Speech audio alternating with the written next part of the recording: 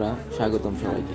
কুয়াকাটায় ঘুরতে গেছেন বা ঘুরতে যাবেন, বাট রাখাইন পল্লীতে অর্থাৎ রাখাইন মিস্ত্রি পাড়ায় যাননি এমন যারা আছেন তাদের জন্য এই ভিডিওটি। কুয়াকাটা মূল স্পট থেকে প্রায় 7-8 কিলোমিটার দূরে এই রাখাইন তাঁতপল্লী অবস্থিত। স্থানীয় ভ্যান, বাইক বা নিজস্ব যানবাহনে রাখাইন মিস্ত্রি পাড়ায় আসা যায়।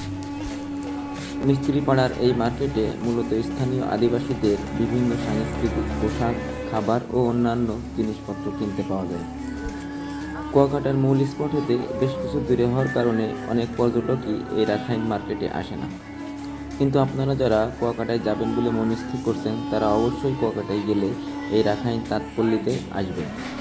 এই তাঁতপল্লীর অন্যতম আকর্ষণ হলো স্থানীয় আদিবাসীদের নিজের হাতের তৈরি বিভিন্ন পোশাক আশাক। হয় কাপড় কিনেন আর না কিনেন, তাদের দক্ষ হাতের এই কাপড় বোনা জীবনে একবার হলেও দেখা উচিত। আমি কৌতূহলী মানুষ, জানতে আমার ভালো লাগে। অনেকক্ষণ দাঁড়িয়ে থেকে আমি দেখলাম আসলে কিভাবে কাপড় বোনে। সত্যি অনেক সুন্দর। বইপত্রে অনেক পড়েছি মানুষ হাতে কাপড় বুনতে, আর এখানে এসে তা বাস্তবে দেখলাম। ঠিক এর পাশেই রয়েছে আরেকটি তাঁত, যেটি যন্ত্রচালিত এই তাতে শুধুমাত্র একজন ব্যক্তি মেশিনটাকে অপারেট করছে। বর্তমান যুগের কাপড় বোনার পদ্ধতি এই মেশিন চালিত তাঁতেরই আধুনিক সংস্কার।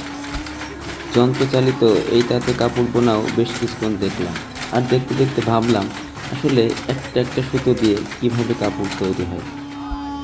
রাখাইন পল্লীর এই মার্কেটটি বেশ পরিপাটি করে সাজানো গোছানো এবং অনেক পরিষ্কার।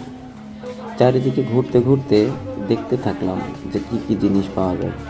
আসলে অনেক সুন্দর। যেগুলো দেখছি মনে হয় প্রত্যেকটা জিনিসই একটা একটা করে কিনি, বাট সমস্যা হলো আনতে যে হবে।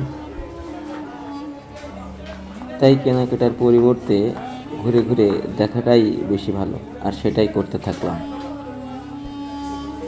রাখাইন মার্কেটের ভিতরে এখন আমরা চলে আসলাম একটি তৈজসপত্র, আচার ও মণিহারির দোকানে। আসলে এখানে প্রত্যেকটা জিনিসই অনেক বেশি সুন্দর এবং সুস্বাদু। কুয়াকাটায় যে যারা কেনাকাটার চিন্তা করেন তারা অবশ্যই রাখাইন পল্লীর এই রাখাইন মার্কেটে আসবেন, কারণ এখান থেকে কেনাকাটা করলে আপনি একটু সাশ্রয় মূল্যেও পাবেন। বাইরে এটা আবার কি, ঘুরতে ঘুরতে চোখে পড়লো ডিজিটাল লুঙ্গি, চেনওয়ালা পকেট আর সাথে রশিও আছে। আমার মতো যাদের লুঙ্গি থাকে না পরনে, তারা এই ধরনের লুঙ্গি ব্যবহার করতে পারেন। এই মার্কেটের পাশে আছে বৌদ্ধ বিহার ও আদিবাসী জাদুঘর, কিন্তু সময় স্বল্পতার কারণে আসলে সেখানে আমরা যেতে পারি নাই, বাট আপনারা অবশ্যই যাবেন। সর্বশেষে একটা কথা বলি, কষ্ট করে ঘুরে ভিডিও করি আপনাদের জন্য, আপনারা দেখবেন, ভালো লাগবে, তথ্য জানবেন, কিন্তু ফলো দিবেন না, শেয়ার করবেন না, কমেন্টস করে আমাদের উৎসাহ দিবেন না, এটা কেমন কথা হয়? তাই অবশ্যই শেয়ার করবেন, ফলো দিবেন এবং আমাদের পাশে থাকবেন। ধন্যবাদ সবাইকে।